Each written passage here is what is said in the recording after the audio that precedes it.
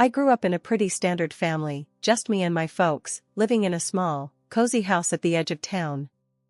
My dad worked the late shifts at the factory, and my mom was a cashier at the local grocery store. Money was tight, but we got by.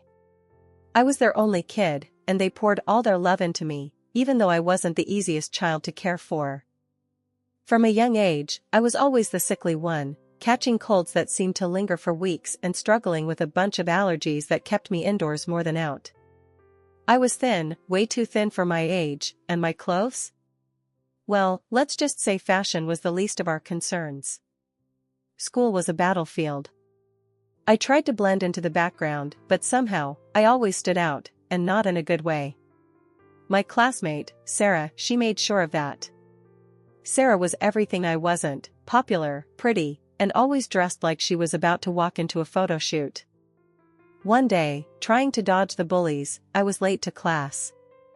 Slipping into my seat, I hoped for a quiet day. That hope vanished the moment Sarah noticed me. "Look who decided to show up," Sarah sneered, loud enough for the whole class to hear. "Thought you were too sick to come to school, or did you finally find something to wear that didn't come from a charity bin?" Her friends laughed, echoing her cruelty. I wanted to disappear, but there was nowhere to hide. I kept my eyes down, whispering, "Just leave me alone, Sarah." "What was that?" she mocked, stepping closer. "Can't hear you. Speak up." Before I could muster a response, Mr. Jenkins, our math teacher, entered the room, cutting off whatever Sarah had planned next.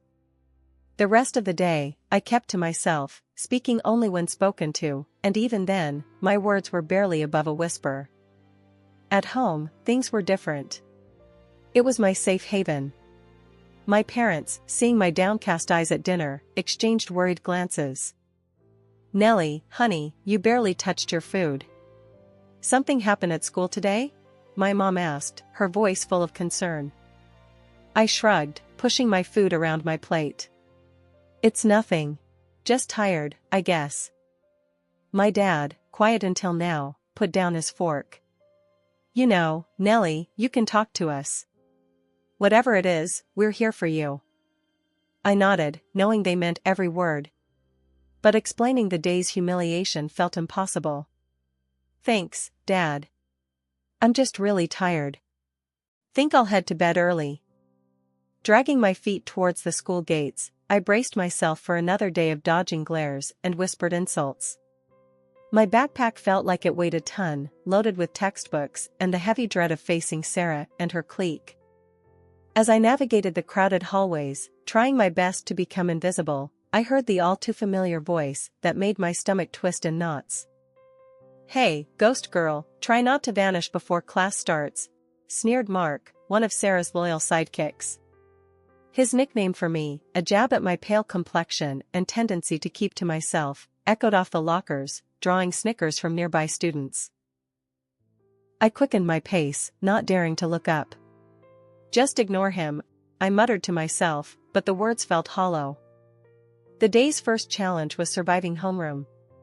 Mrs. Parker, ever oblivious, droned on about the importance of attendance just as I slipped into my seat at the back. I barely settled in when Sarah, draped in her latest fashionable outfit, sauntered in, her entourage in tow. "Nice of you to join us, Nellie. We were worried you got lost in your closet of hand-me-downs," Sarah quipped loudly, tossing her hair as she passed my desk. A chorus of laughter followed. I clenched my fists, feeling the heat rise to my cheeks. "Just leave me alone," I shot back quietly, more to my desk than to her. "What was that, Nellie?" "Speak up, we can't hear you," Sarah taunted, turning to face me with a smirk. I shook my head, choosing silence over a battle I couldn't win. The bell rang, a temporary reprieve, but the relief was short-lived. Each class transition felt like running a gauntlet, with Sarah and her crew lying in wait to hurl their next insult or snide comment. Lunchtime was no sanctuary either. I found a secluded spot under an old oak tree, a safe distance from the cafeteria's chaos and cruelty. As I nibbled on my sandwich, thoughts of just disappearing consumed me. "Hey, why you sitting all by yourself here?" a voice interrupted my solitude. I looked up to see Jake, a guy from my English class. He wasn't one of Sarah's crowd, but I was wary all the same. "Just like the quiet," I replied, hoping he'd take the hint and leave me be. He shrugged, unfazed, and sat down beside me. "Suit yourself. Sarah's being a real piece of work, huh?" I was taken aback by his bluntness. "You could say that," I admitted, surprised by my own candor. "Listen, Nellie, you can't let her get to you." "She's all talk," Jake said, his tone earnest. I wanted to believe him, to find the strength to stand up to Sarah, but the words felt like a distant dream. "Easier said than done," I mumbled, my gaze fixed on the grass below. The bell, signaling the end of lunch, snapped me out of my reverie. Gathering my things, I offered Jake a small smile. "Thanks for, sitting with me." "No problem. See you around, Nellie," he said, heading back to the building. The rest of the day passed in a blur. With each class, I counted down the minutes until I could escape back to the safety of my home. But the day wasn't without its lessons. Jake's unexpected kindness was a glimmer of hope, a reminder that not everyone was against me. School had become a nightmare for me, one I couldn't wake up from. Every day was a repeat of the last, dodging insults, hiding from Sarah and her gang, and trying, unsuccessfully, to blend into the background. It wasn't long before the stress of it all started to take a real toll on me. I found myself feeling physically sick, my old ailments flaring up with a vengeance alongside new ones. Headaches, stomach aches, you name it, I had it. I was a mess, inside and out. One evening, I was curled up on the sofa, a blanket wrapped around me, trying to shake off the latest in a long line of migraines when Grandma came over. She had this way of seeing right through you, and that day was no different. "Nellie, this isn't just about being sick, is it?" she asked, her voice soft but firm. I tried to shrug it off. "I'm fine, Grandma. Just tired." She wasn't having any of it. "Nonsense. You're sick, yes, but it's not just physical, is it? It's those kids at school, isn't it?" I hesitated, then the floodgates opened. I told her everything about Sarah, the bullying, the constant dread that filled my days. Grandma listened, her expression growing more concerned by the minute. When I finished, she sighed deeply. "Nellie, your body is reacting to your stress and anxiety. It's making you ill. All these problems with your classmates are affecting your health." I was stunned. Could my being bullied be the reason I was always sick? Seeing my confusion, Grandma explained further. "Stress can have a real, physical impact on your body. It's important we address not just the symptoms, but the cause as well." The next day, Grandma sat down with my parents and me to discuss a plan. It was clear that continuing to attend school wasn't an option, not if things stayed as they were. After much discussion, my parents decided to switch me to distance learning. It was a big change, but one that felt necessary. The difference was night and day. Away from the constant harassment and anxiety, I started to heal. My headaches became less frequent, my stomach settled, and I found myself actually able to concentrate on my studies without the looming shadow of Sarah and her taunts. I was sitting at the kitchen table one afternoon, working through a set of math problems, when Mom came in to make a cup of tea. She watched me for a moment, then said, "You seem different, Nellie. Better. Happier, even." I hadn't really thought about it, but she was right. "I guess I am," I admitted. "It's weird not having to worry about what's going to happen at school every day." Mom nodded, a relieved smile spreading across her face. "I'm just glad to see you feeling better. We should have done this sooner." The transition wasn't without its challenges. I missed the few friends I had, and adjusting to a new way of learning took time. But as days turned into weeks, and weeks into months, I found myself grateful for the change. For the first time in a long time, I felt like I could breathe. One morning, as I logged onto my first virtual class, my mom knocked softly on my door. "Nellie, you okay with this? Missing your friends?" she asked, peeking in with a concerned look. I paused, considering. Kinda, I admitted. But it's better than before. At least I can focus now. She nodded, her eyes softening. You just shout if you need anything, okay? I'm right downstairs. As the days turned into weeks, I found a rhythm to my new routine. The subjects I used to struggle with began to make sense, thanks to the absence of distractions and the patient guidance of my online teachers. One afternoon, after a particularly successful math session, my dad came home early and found me at my desk. Look at you, assing your classes without those bullies breathing down your neck, he said with a grin, ruffling my hair. I couldn't help but smile back. Feels weird, Dad. Good weird, though. Like, I can actually do this. That's 'cause you can, Nellie. Always could, he replied, pride evident in his voice. Yet, it wasn't all smooth sailing. The lack of social interaction began to weigh on me. I missed the face-to-face conversations, even the ones that weren't always kind. The silence of the house, once a sanctuary, started to feel more like a cage. I started to look for ways to fill the social void. I joined online study groups and even started a virtual book club with a few classmates I'd reconnected with. It wasn't the same as hanging out in person, but it helped. One evening, as I closed my laptop after a long study session, my grandma called. How's my favorite granddaughter? She asked, her voice warm and comforting. I'm your only granddaughter, Grandma, I teased, smiling at our ongoing joke. Details, she chuckled. How's the distance learning going? It's good, actually.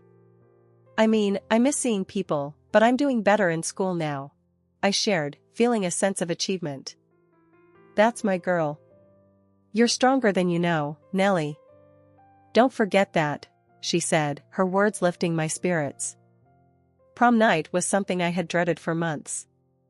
The very idea of attending filled me with anxiety. My parents, however, thought it would be good for me, a chance to close this chapter on a high note, as they put it. Despite my protests, I found myself nodding along to their encouragement. It's a once-in-a-lifetime thing, Nellie. You might regret not going, Mom said, her eyes hopeful.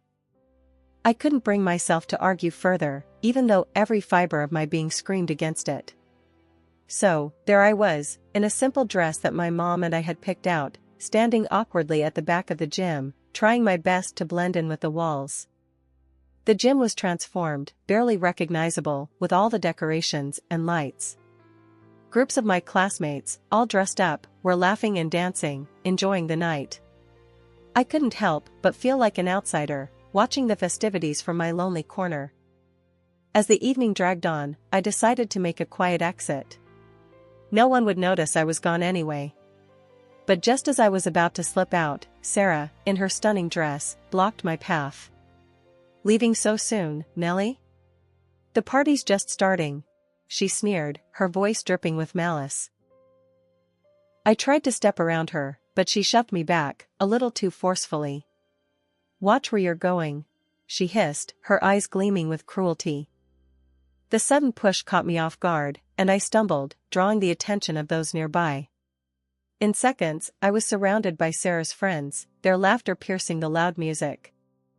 Look at her, can barely stand straight, one of them mocked, pointing directly at me. Sarah leaned in closer, her voice loud enough for her circle to hear. Guess some things never change, huh, Nellie? Always the clumsy one. I felt my cheeks burn with embarrassment and something else, anger, maybe, or just a deep, aching sadness.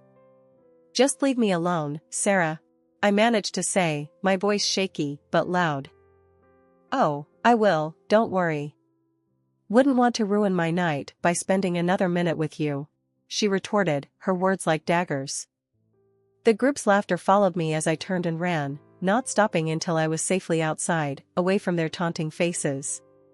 Tears blurred my vision as I made my way home, the night air doing little to cool my flushed cheeks. My parents were waiting up when I got home, their faces lighting up at the sight of me. But as they took in my tear-streaked face and the defeated slump of my shoulders, their smiles faded. "What happened, honey?" Mom asked, rushing over to me. I shook my head, unable to find the words to explain the humiliation and hurt. "I just want to forget tonight ever happened," I whispered, the tears starting again as I let my parents wrap me in their arms, their concern and love a small comfort in the face of my pain. After the prom disaster, I was more than ready to put high school behind me. College was my chance to start fresh, to be someone new. I chose to study medicine, driven by a deep-seated desire to help others, maybe even understand a bit more about my own struggles through learning about the human body and mind. My first day at medical college felt like stepping onto another planet. Everyone was buzzing with excitement, talking about classes and future careers. I found myself outside the main lecture hall, clutching my schedule, when a girl next to me said, "Hey, you look lost too. First year?" "Yeah," I replied, grateful for the conversation. "Nellie," I introduced myself. "I'm Zoe. Nervous?" "Terrified," I admitted with a laugh. Zoe and I stuck together, finding our way to the lecture hall. Sitting down, I felt a nervous excitement bubble up inside me. This was it, my chance to really make something of myself. As weeks turned into months, I started to come into my own. I was doing well in my classes, even making a few friends. Zoe and I became inseparable, studying together and encouraging each other through the tough exams and endless assignments. Our hard work paid off, and I found myself thriving in a way I never had before. The subject of psychosomatic medicine particularly fascinated me, the idea that the mind could have such a profound effect on the body. It resonated with my own experiences, and I dove into the research with a passion.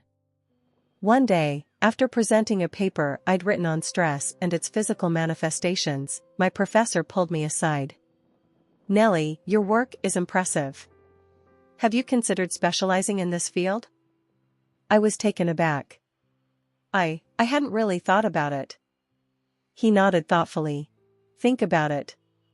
You have a knack for understanding the complexities of the human mind and body.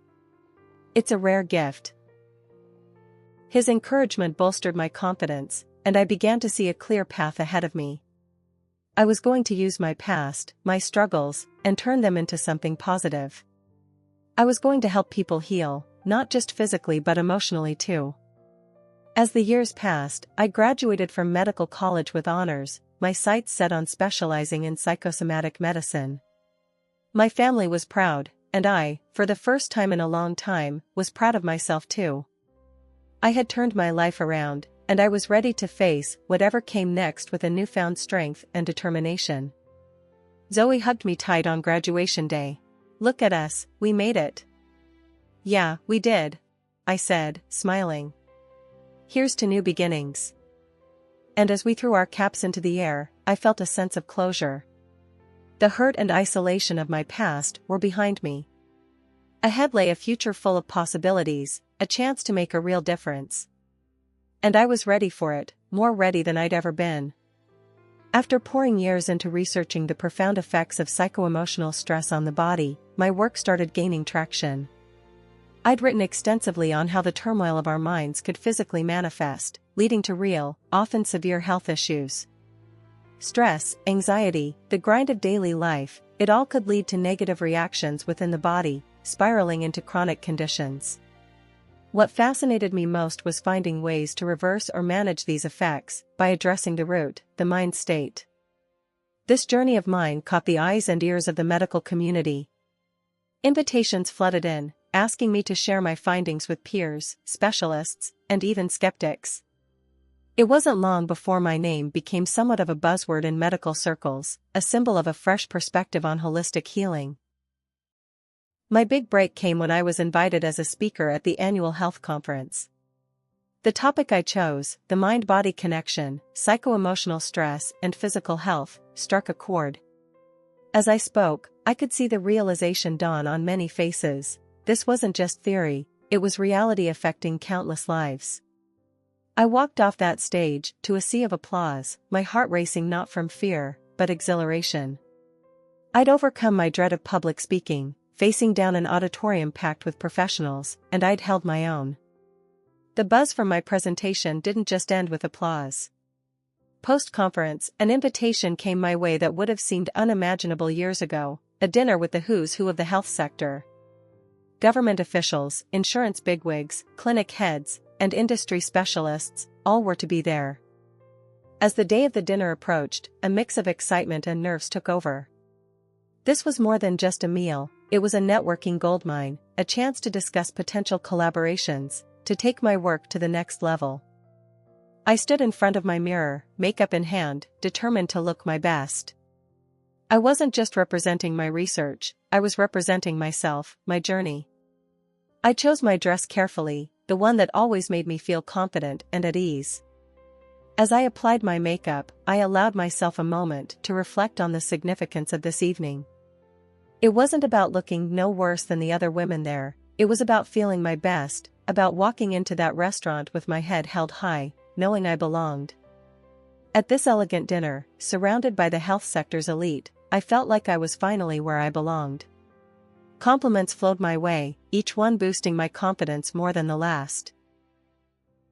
As the evening wound down, I decided it was time to head home, still riding the high of the night's successes. But as I made my way through the hallway, a familiar voice stopped me in my tracks. It was her, Sarah, my high school nightmare. "Wow, look at you. Finally figured out how to dress, huh?" Sarah's voice, laced with that same condescending tone, filled the space between us. I turned to face her, finding her just as beautiful and just as arrogant as she'd been back in school. The years had changed us both, but it seemed her spirit remained untouched by time. "Long time no see, Sarah," I said calmly. Sarah laughed, a sound that once would have sent me spiraling into anxiety. "Seriously, though, how much did you have to borrow to afford a night here? This place isn't cheap." I met her gaze, steady and calm. The fear and insecurity she once inspired in me had long since faded, replaced by a strength forged in overcoming and succeeding, despite people like her. Before I could respond, the organizer of the dinner, Mr. Thompson, approached, his concern evident. "Is everything all right here?" he asked, looking from me to Sarah. I nodded, offering him a smile. "Yes, thank you. Just catching up with an old classmate." Sarah, fueled by alcohol and unchecked pride, continued her tirade, oblivious to the discomfort she was causing. She even went as far as to bring her husband into the mix, beckoning him over with the promise of joining in on her mockery. However, the moment her husband, who I recognized as the director of a company interested in my research, realized the situation, his demeanor changed drastically. "I'm so sorry," he began, his apology directed at me with a sincerity that took me by surprise. "My wife's behavior is unacceptable." He then turned to Sarah, his frustration boiling over. "Do you realize what you've done? You're jeopardizing important opportunities with your behavior. I've been looking forward to collaborating with Dr. Nellie Stewart here, and you're here making a scene." The sight of him leading Sarah away, her protests echoing down the hallway, was surreal. Moments later, he returned alone, his expression apologetic. "I can't tell you how sorry I am for my wife's behavior," he said, his voice earnest. "I hope this doesn't affect our potential collaboration. Your work is invaluable." After the dinner, as I was leaving, I saw her, my former tormentor from school, sitting outside on the steps, her makeup smudged from tears. She looked up as I approached, her eyes red and puffy. "Hey, can you talk to him for me? You seem to have his ear," she hiccuped, her voice a mix of desperation and vodka. I paused, looking down at her. This was the girl who made my life a living hell back in the day, now asking for my help. The irony wasn't lost on me. "I'm not getting involved," I said firmly. "This is between you and him." "But you're like, doing so well." "He listens to you," she persisted, stumbling over her words. "That doesn't make it my business," I replied, my tone leaving no room for further discussion. I left her there, on the steps, a mess of her own making. Walking home, I couldn't help but feel a surge of satisfaction. I had come full circle, from the girl who was bullied to someone who stood her ground, unafraid. The news of her divorce came through the grapevine. I'd be lying if I said it didn't give me a sense of vindication. As for me, life was looking up. I had found someone, a man who appreciated me for who I was, someone kind and interesting. We were talking about a future together, something I never thought I'd have. Continuing my work, I felt more motivated than ever. My experiences, both past and present, fueled my passion and my resolve to make a difference. It was a strange journey, but it led me here, to a place of happiness and contentment. And for that, I was grateful.